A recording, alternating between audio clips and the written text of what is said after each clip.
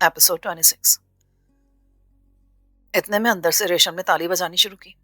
राजा ने कहा, चल उठ, फिक्र करने से कुछ नहीं होगा। राजा, एक बात बता, मैं तो सारे मामला तय करना चाहता था। दादी हर बात मनवा लेंगी, फिर मैं इनकार कैसे करूंगा?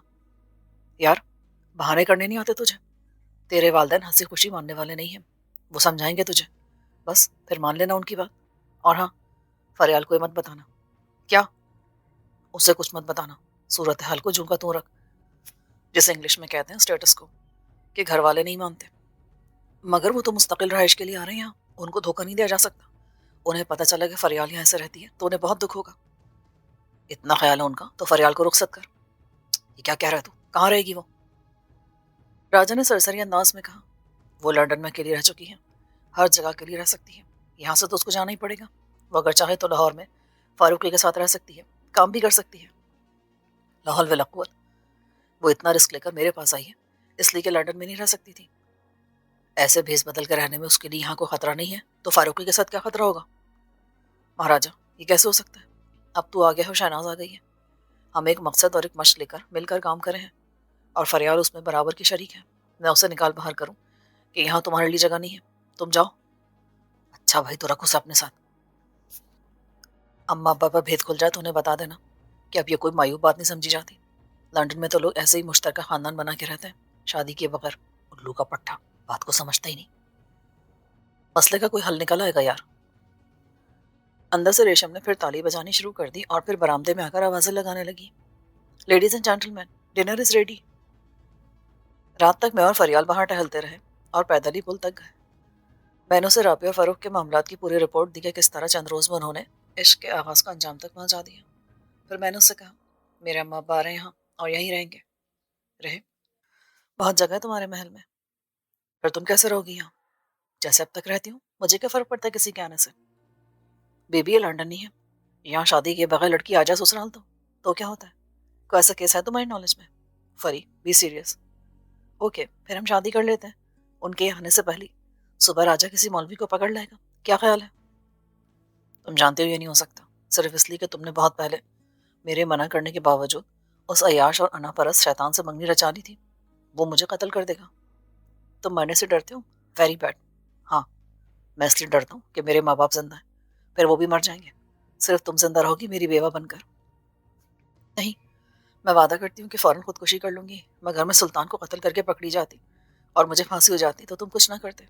आई नो, मर्द ऐसे ही होते हैं। हम पुल की रेलिंग पर झुके पानी में चांदनी की झिलमिल को देख रहे थे कि हमारे पीछे कहीं दूर से कुत्तों के भौंकने की आवाजें आने लगी। इस जंगल में लोमड़ियां और गीदड़ तो आम थे, और कभी कभी रात को गीदड़ों के चिल्लाने की आवाज करीब भी आ जाती थी, मगर कुत्ते नहीं थे। कुत्तों के भौंकने के साथ अब मैं मोटरसाइकिलों की आवाजें भी सुन रहा था। कुत्ते कुछ देर में हमारे करीब आ गए। गेट की तरफ से सिक्योरिटी गार्ड हमारी तरफ दौड़ता हुआ आया। सर, आप अंदर जाएं, रात के वक्त इस तरह फिरना ठीक नहीं है। ये कुत्ते किसके हैं? राना साहब के। वो इधर ही आएंगे। हवा के रुख पर उन्होंने आपकी बू महसूस कर ली होगी। चलो चलो, मुझे वैसे भी डर लग रहा है यहाँ। फरियाल मुझे खींचने लगी। मैं उसके साथ चल पड़ा। कुत्ते इस वक्त इधर क्यों आते हैं? ये शिकार का वक्त तो नहीं है। गार्ड ने पलट कर देखा। पता नहीं जी, मगर आते रोज हैं। जब हम गेट से अंदर गए तो मैंने कासू को देखा। वो मुझे पहले से ज्यादा मतहोश और सरासीमा लगा। हमारी अमान में आ जाने के बावजूद उसके रगोपै में समाई हुई राना की दहशत खत्म नहीं हुई थी। वो अब भी एहसास अदम तहफ़्फ़ुज़ और बेयकीनी का शिकार था। वो चंद कदम आगे आया। नवाब साहब, राना के कुत्तों को कुत्ता ना समझे तो और क्या समझो? आदमखोर शेर।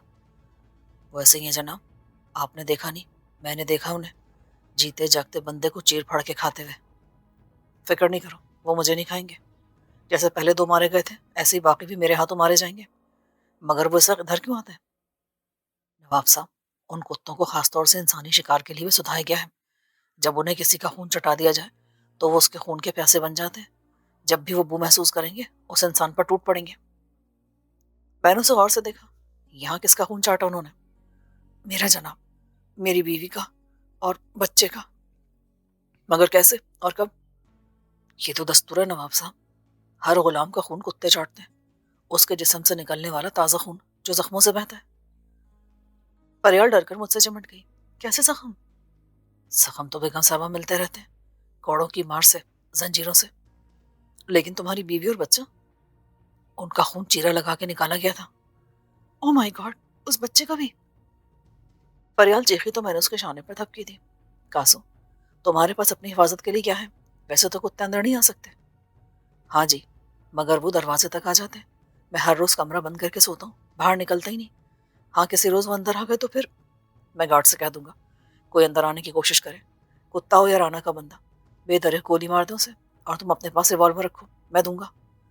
نہیں جناب، میں گولی نہیں چلا سکتا۔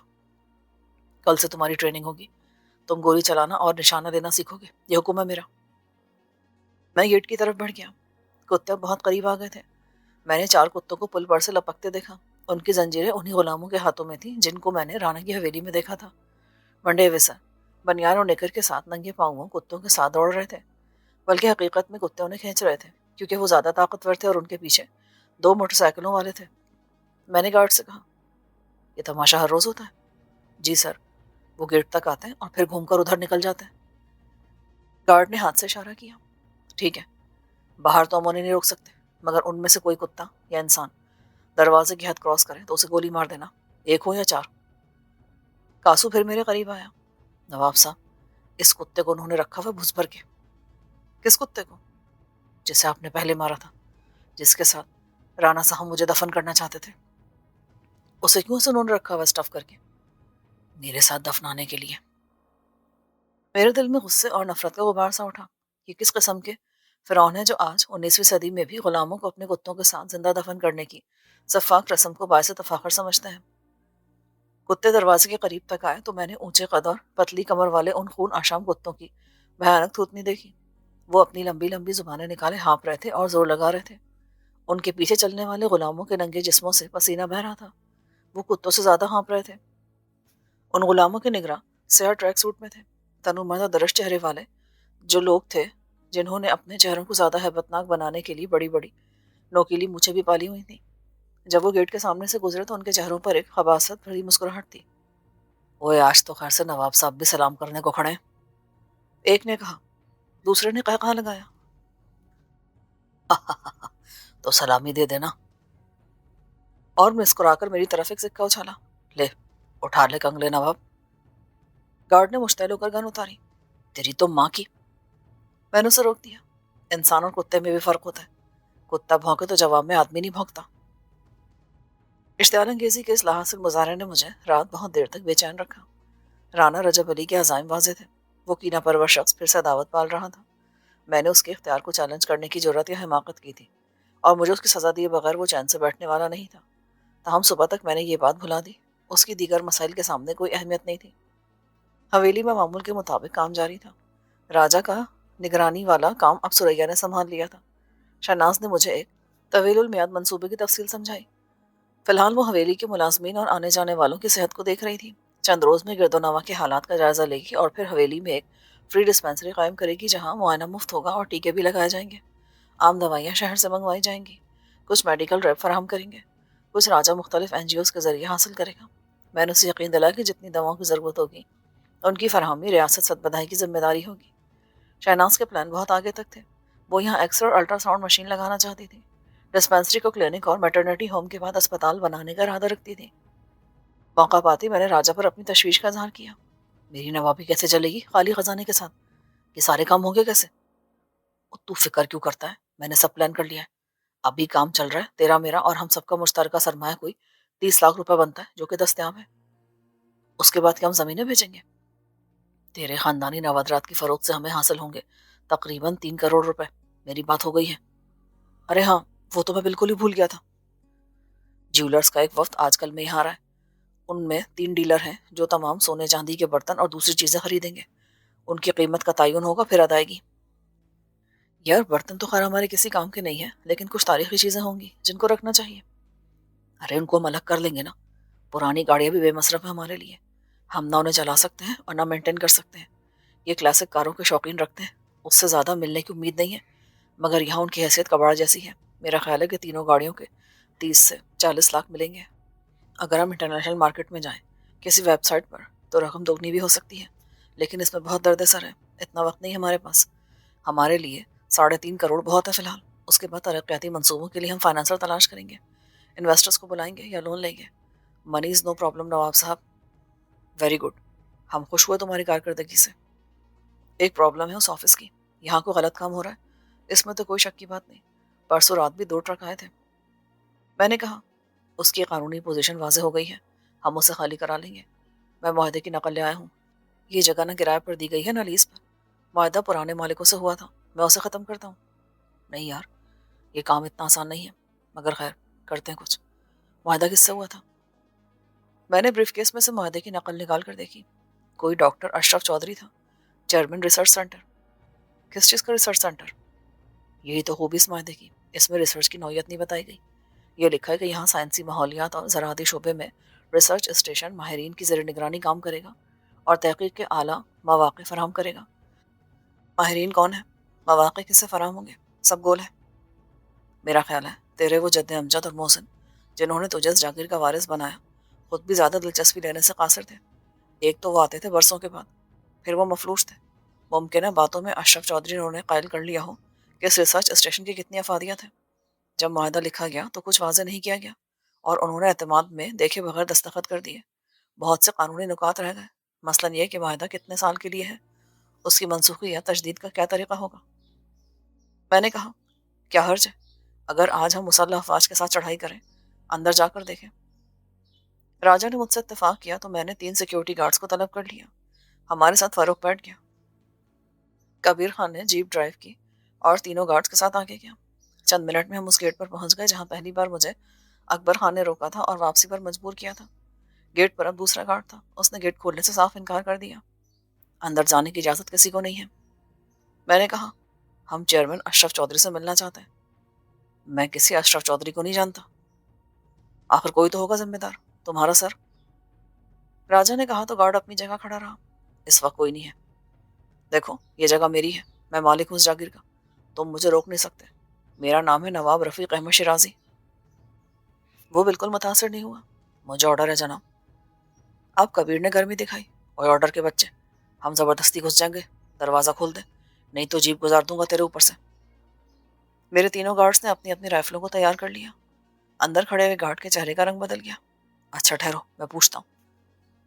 اس نے کیبن میں سے کہیں فون کیا اور ساری صورتحال بتائی. معلوم نہیں جواب میں اس سے کیا کہا گیا. جب وہ باہر نکلا تو اس کے ہونٹوں پر ایک جارحانہ مسکراہٹ تھی. تم اندر نہیں جا سکتے. اس نے کہا تو میرے گارڈز نے ایک بار پھر رائفلیں تان لی. لیکن اسی وقت ایک عجیب بات ہوئی. گارڈ نے پلٹ کر اوپر دیکھا. اس کے ساتھ ہی میری نظر نے بیرک کی چھت پر ایک گن مین کو دیکھا جو آخری حصے میں نمودار ہوا تھا اور اب چھت پر لیٹ چکا تھا. اس کے پاس جو کلاشن کوف تھی اس کا رخ ہماری طرف تھا. دیکھتے ہی دیکھتے دوسرا محافظ دوسرے حصے میں نمودار ہوا. پھر میں نے 2 رائفلوں کو بیرک کی دیوار کے پیچھے سے جھانکتے پایا. کم از کم 8 مسلح افراد اس بیرک کے چاروں طرف مورچہ بند ہو چکے تھے. یہ ناقابل یقین صورتحال تھی. اس پر طیش میں آنے کا مطلب جان گنوانا تھا. میں نے راجا کی طرف دیکھا اور ہم واپس کار میں بیٹھ گئے. میں نے کبیر خان اور اپنے گارڈز کو بھی واپسی کا حکم دیا. چند منٹ میں ہم جس راستے سے آئے تھے اسی پر لوٹ کے جا رہے تھے. راجا نے کہا یہ معاملہ ایسے نہیں طے ہوگا، اس کے لیے ہمیں پولیس کی مدد لینا ہوگی. ہاں، ہم آج ہی اس کی رپورٹ لکھوائیں گے. میں نے کہا میں بات کرتا ہوں بھی. راجا نے کہا اور گہری سوچ میں گم ہو گیا. پھر راجا نے بہت سے لوگوں سے بات کی. ان میں سے کچھ اس کے اخباری ساتھی تھے، کچھ پولیس کے اعلیٰ افسران. وہ 1 گھنٹہ مصروف رہا. پھر اس نے خوشدلی سے میرے کندھے پر ہاتھ رکھا. چلیے نواب صاحب ذرا جہلم تک. وزیر باتدبیر جہلم تو غالباً ایک دریا ہے، کیا ہمیں دریا تیر کر جانا ہوگا؟ آپ ڈوب کے گزر سکتے نواب صاحب اس دنیا سے، مگر ہم تو جا رہے ہیں جہلم شہر. وہی نام دریا کا وہی شہر کا. اس سے بڑی کنفیوژن ہوتی ہوگی یار. دنیا میں ایسی گڑبڑ کہیں اور کیوں نہیں ہے؟ واقعی یار، وادی چناب یہ سندھ، گنگا جمنا، کہیں کوئی شہر دریا کے نام پر نہیں. میں اس کے ساتھ گاڑی میں بیٹھ گیا. تو نے اجازت لے لی اپنی گھر والی سے؟ راجا نے گاڑی سٹارٹ کر کے کہا ابے ہم کو زن مرید ہے تیری طرح. شہناز اچانک نمودار ہوئی. کہاں چلتی ہے مہاراجے؟ وہ ذرا جہلم تک. راجا نے منمنا کر کہا ایسے چوروں کی طرح کیوں بھاگ رہے تھے؟ بتا کے جانا چاہیے تھا نا تاکہ کچھ منگوانا ہو تو. بتاؤ بتاؤ کیا لانا ہے؟ شہناز آگے آئی. اس کے ہاتھ میں ایک فہرست تھی جس میں کدو کریلے سے اینٹی بایوٹک ادویات تک سب کچھ لکھا تھا. ایسے ہے نا؟ ارے کمال کرتی ہو تم بھی، سب تو نکال لیے تھے. راجا خفت سے بولا. شہناز نے مجھے نوٹ تھما دیے. تمہیں دوں گی تو اڑا دو گے کہیں پر بھی. جو چیز خریدو رسید ضرور لینا اور کچھ بھولنا نہیں. تمہارا دماغ بہت آؤٹ ہوتا جا رہا ہے۔ ہم باہر نکلے تو مجھے ہنسی آ گئی۔ بڑی اکڑفو دکھا رہا تھا تو۔ راجا جس بس ہو کر رہ گیا۔ جہلم کا سفر 2.5 گھنٹے میں طے ہوا۔ ہم پولیس ہیڈ کوارٹرز پہنچے تو بڑے صاحب کی گاڑی دفتر کے سامنے لگی ہوئی تھی، جس سے ظاہر ہوتا تھا کہ وہ روانہ ہو رہے ہیں۔ سارے ماتحت باادب باملازہ ہوشیار کی تصویر بنے کھڑے تھے۔ اس نے بڑے مربیانہ مسکراہٹ کے ساتھ کہا، آئیے راجا صاحب، میں تو جا رہا تھا لنچ کرنے، آپ نے بڑی دیر کر دی۔ ہاں جناب، اتنا ٹائم تو لگتا ہے سب بدھائی سے، لنچ آپ ہمارے ساتھ کیوں نہیں کرتے؟ اس نے فوراً ہماری دعوت قبول کر لی۔ دریا کے کنارے بنے ہوئے خوبصورت اور جدید ٹیولپ ہوٹل کے ایک گوشے میں بیٹھ کر لنچ کے دوران راجا نے اور میں نے اسے صدبدھائی کے تاریخی جغرافیہ سے آگاہ کیا اور پھر اصل مسئلہ بیان کیا۔ دیگر معاملات سے ایس پی کو دلچسپی نہیں تھی، وہ ویسے بھی یہاں عارضی طور پر اپنے دن پورے کرا تھا۔ کچھ عرصہ قبل وہ ملتان میں تھا، اسے بیک وقت تمام گردیزی اور خاکوانی قسم کے وڈیروں کی خوشنودی حاصل کرنے کا فن آتا تھا، اور حاضر من فضل ربی کے ساتھ وہ ترقی کرتا جا رہا تھا۔ پھر غلط فہمی سے زیادہ غلط بیانی کے باعث اس نے ڈاکوؤں کے ایک گروہ کا قلع کما کرنے کا ڈرامہ رچایا اور علاقے کی بہت سی وارداتوں کو مارے جانے والے ڈاکوؤں سے منسوب کر کے دوہرا فائدہ حاصل کیا۔ ان کیسز کی فائل بند کرا دی اور اپنی اعلیٰ کارکردگی کی صنعت پر ترقی کے لیے سفارش مانگی۔ وہ تقریباً کامیاب ہو گیا تھا کہ اخبار والوں نے بھانڈا پھوڑ دیا۔ مرنے والے ڈاکو کیا چور بھی نہیں تھے، وہ لاوارث دیہاتی تھے۔ ان کے فرار، مقابلے اور مارے جانے کی ساری کہانی خود ساختہ تھی۔ مرنے والوں کے پاس اسلحہ تو کیا، تن پر پورے کپڑے تک نہ تھے۔ معاملہ کچھ این جی اوز اور وکیلوں کی وجہ سے عدالت عالیہ تک گیا اور ماتحت پکڑے گئے۔ ایس پی صاحب وقتی طور پر معطل ہوئے، پھر انہیں بطور سزا جہلم بھیج دیا گیا۔ وہ اخبار والوں سے جتنا ناراض تھا اتنا ہی ان سے بنا کر رکھنے پہ مجبور تھا، اور اسے راجا کی گڈ ول کا بخوبی اندازہ تھا۔ اس نے سرسری طور پر ہم سے معلومات حاصل کرنے کے بعد کہا کہ علاقہ مذکورہ غالباً ٹیلا جوگیاں تھانے کی حدود میں ہے، چنانچہ اس وقت تو کچھ نہیں ہو سکتا۔ اگلی صبح ایک ڈی ایس پی کی قیادت میں مسلح پولیس فورس کسی خون خرابے کے امکان کو روکنے کے لیے روانہ کی جائے گی۔ اندیشہ نقص امن کے تحت اس کارروائی کے علاوہ پولیس کسی معاملے میں دخل اندازی نہیں کرے گی۔ راجا نے کہا، ہم فوری کارروائی چاہتے تھے۔ ایس پی نے یاری سے کہا، یہ فوری کارروائی ہی تو ہے جناب، اب یا واپس جائیں تو رپورٹ درج کروا دیں۔ سر، پولیس ہمارے ساتھ کیوں نہیں جا سکتی؟ میں نے پوچھا۔ سر جی، آپ کو کیا خیال ہے ڈی ایس پی ادھر فارغ بیٹھا رہتا ہے اور نفری انتظار میں رہتی ہے کہ آپ جیسا کوئی نواب تشریف لائے اور وہ پیٹی کس کے چل پڑے؟ کچھ وقت تو لگتا ہے نا جناب فورس تشکیل دینے میں۔ میں نے راجا کی طرف دیکھا تو اس نے مجھے چپ رہنے کا اشارہ کیا۔ افسر اعلیٰ کے مزاج کو برہم کرنے کی کیا ضرورت ہے؟ اگر وہ اڑ جائے تو ضابطے کی کارروائی میں ہمیں کئی دن ٹال بھی سکتا ہے۔ الٹی سیدھی رپورٹ سے خود ہمارے لیے پریشانی کے اسباب پیدا کر سکتا ہے۔ ایس پی بھی جہاندیدہ اور نظر شناس تھا، اس نے اندازہ کر لیا کہ ہمیں اس کی عدم دلچسپی ناگوار گزری ہے۔ اس نے اپنا لہجہ بدل کر کہا، ابھی تک مجھے یہ اندازہ بھی ٹھیک سے نہیں ہوا کہ آخر معاملہ کیا ہے، اگر تو صرف کرایہ داری کا جھگڑا ہے۔ میں نے سپاٹ لہجے میں کہا، اس کے لیے بیرسٹر فاروقی ہمارے قانونی مشیر ہیں۔ آخر وہ لوگ ہیں کون؟ ناجائز قبضہ ان کا۔ راجا نے کہا، اگر آپ کی زمین پر کوئی سی طرح آ کر بیٹھ جائے اور آپ کو قدم نہ رکھنے دیتا تو آپ جاتے اسلحہ تان لیتا، پھر آپ اسے کیا کہتے؟ مگر جناب، آپ لوگوں نے ان سے معاہدہ کیا تھا نا؟ میں نے نہیں، میرے دادا نے، وہ لندن سے آئے تھے، انہوں نے سائنسی تحقیق کے لیے ایک ریسرچ سینٹر قائم کرنے کی اجازت دی تھی۔ قانون کے مطابق آپ اسے ختم کر سکتے ہیں، لیکن نواب صاحب ایک چھوٹے سے زمین کے ٹکڑے پر کوئی کام ہو رہا ہے تو چھوڑ دیں اسے۔ میں نے برہمی سے کہا، نہ مجھے زمین چاہیے اور نہ میں سائنسی تحقیق کے کام کو روکنا چاہتا ہوں، مگر یہ سب کیا ہے؟ مجھے وہاں جانے کی اجازت کیوں نہیں ہے؟ اجازت کے بغیر میں بھی اپنے کرایہ دار کے گھر میں نہیں گھس سکتا۔ مگر وہ کرایہ دار نہیں ہے، اور اس قسم کے حفاظتی انتظامات آخر کس لیے ہیں؟ اپنی حفاظت کے لیے کوئی ایسے انتظامات کرنا چاہے تو کر سکتا ہے، اور پھر سائنسی تحقیقی اداروں میں تو سیکیورٹی ایسی ہوتی ہے نا۔ ایس پی صاحب، میں شرط لگا سکتا ہوں کہ وہاں سائنسی تحقیق نہیں ہو رہی۔ راجا نے کہا، تو پھر کیا ہو رہا ہے؟ میرا خیال ہے کہ وہاں منشیات کا دھندا ہو رہا ہے۔ ایس پی چونکا، ہیومن ڈرگز؟ چونکنے سے ثابت نہیں ہوتا کہ یہ آپ کے لیے کوئی بڑا انکشاف ہے۔ آخر یہ ہے تو آپ کا علاقہ، آپ کی مرضی کے بغیر یہاں کوئی پودینے بھی کاشت کر سکتا ہے کیا؟ مرمرے بیچ سکتا ہے؟ دیکھیں راجا صاحب، آپ مجھ پر الزام لگا رہے ہیں کہ یہ سب میرے علم میں ہونے کے باوجود ہو رہا ہے۔ الزام میں نہیں، پورا پاکستان لگا رہا ہے۔ اٹھا کے دیکھ لیں آج کا کوئی بھی اخبار، ایک آدھ خبر میں پولیس کا نام ضرور ہوگا، کسی نہ کسی کالم میں ذکر خیر مل جائے گا۔ عدالتیں چلا رہی ہیں۔ دیکھیے، میں مانتا ہوں کہ کچھ کالی بھیڑیں تو ہیں اس محکمے میں، غالباً آپ ہی واحد سفید بھیڑ ہوں گے۔ ہر پولیس افسر انٹرویو میں ایسے ہی تاثر دیتا ہے اپنے بارے میں۔ خیر، اس بحث سے کیا حاصل؟ یہ آپ کا علاقہ ہے، کل کو اگر یہاں کوئی منشیات فروشی کا اڈا دریافت ہوتا ہے تو نواب صاحب نہیں پکڑے جائیں گے، یہ یہاں پر تھے ہی نہیں، امریکہ اور لنڈن میں بھی ڈرگس نہیں بیچ رہے تھے، آپ کی طرح یہ بھی ابھی آئے ہیں، مگر آپ کے اور آپ کے سے پہلے والے ذمہ داری سے بچ نہیں جا پائیں گے۔ اوکے اوکے راجا صاحب، اب آپ نے کھل کر بتا دیا کہ وہاں منشیات کا اڈا ہو سکتا ہے، تو میں خود آتا ہوں ریڈ کرنے۔ آپ مجھے تھوڑا ٹائم دیں، 2 گھنٹے، مجھے کچھ قابل اعتماد بندے سلیکٹ کرنے ہوں گے، یہ سارا آپریشن سیکرٹ ہوگا، اس لیے اب آپ ٹیلا جوگے جا کر کوئی رپورٹ درج نہ کریں۔ اس کے موبائل کی بیل بجی، اس نے بات روک کر ہیلو کہا اور پھر دوسری طرف والے کی بات سنتا رہا۔ فون بند کر کے اس نے برا سا منہ بنایا۔ لو جی، ختم ہوگا سب کھیل، اس ملک میں بندہ کیا کارکردگی دکھائے؟ راجا نے کہا، کیا آپ کا ٹرانسفر واپس ملتان ہو گیا؟ او نہیں جی، سیکیورٹی ڈیوٹی آ گئی ہے ادھر سے، وی آئی پی موومنٹ ہے، میں چلتا ہوں، مگر صبح 9 بجے کا چھاپا پکا۔ اس نے اپنی کیب سر پر جما کر ہم سے ہاتھ ملایا اور نکل گیا۔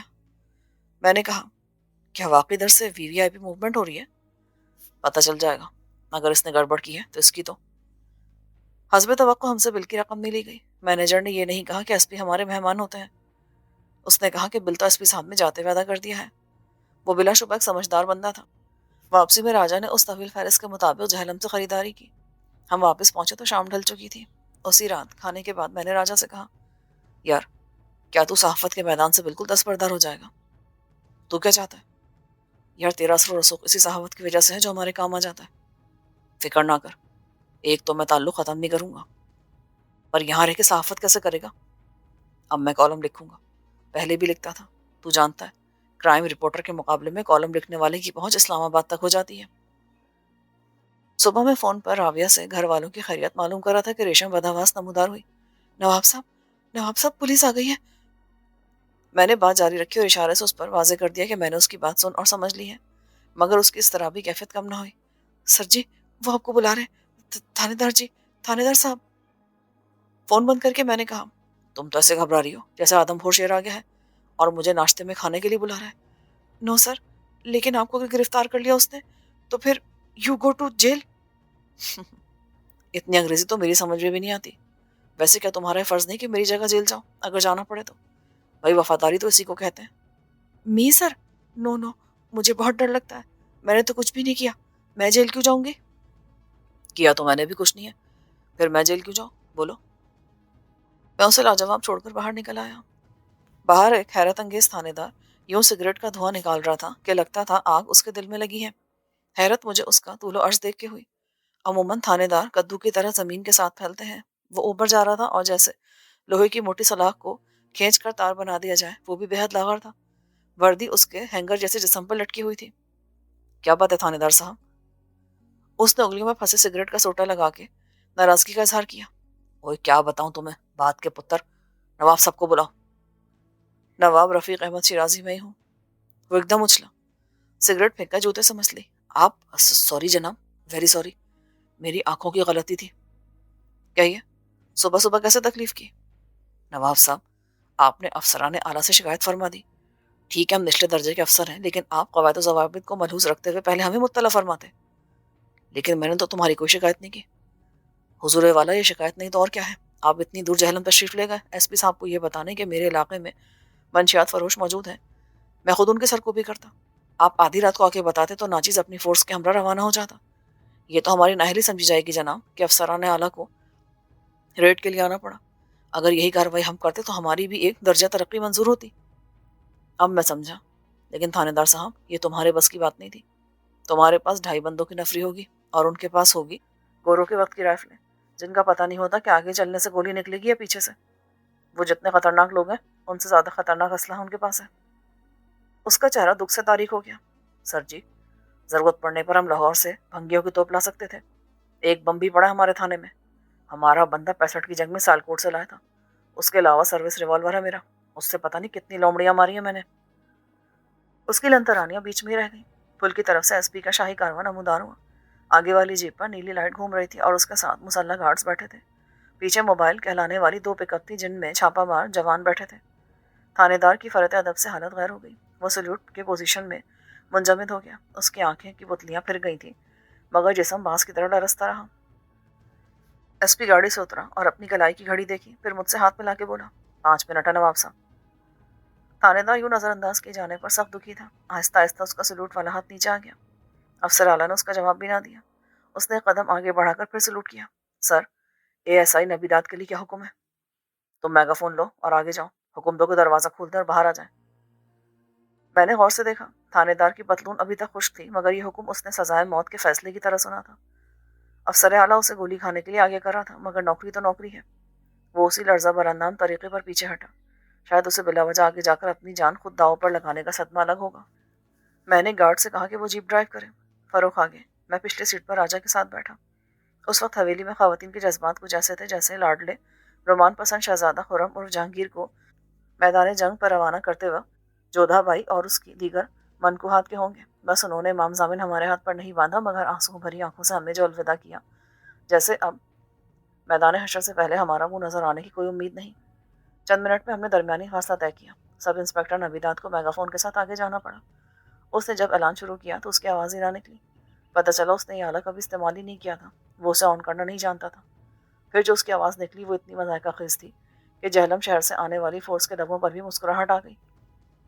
چونکہ یہ اندیشہ ہر لحظہ موجود تھا کہ ڈرگ مافیا کے خطرناک رکن پہلا فائر اسی پر کریں گے، اور اوپن ایریا میں وہ انگریزی محاورے کے مطابق لنگڑی بطخ کی طرح نشانے پر تھا۔ چنانچہ اس کی آرزو تھی کہ مرتے وقت اس کے لبوں پر کلمہ ضرور ہو۔ وہ بے ترتیب الفاظ پر مشتمل ہر اعلان کے بعد زیر لب کلمہ دہراتا جو میگا فون پر صاف سنا جاتا۔ ایس پی کی ہدایت کے مطابق ہم پیچھے تھے تاکہ بھاگنے میں آسانی ہو اور گولی اس وقت ہم تک پہنچے جب ساری فوج شہید ہو جائے۔ لیکن ایک کے بعد 2 منٹ گزر گئے اور پھر 5 منٹ، اندر کوئی نقل و حرکت نہ ہوئی۔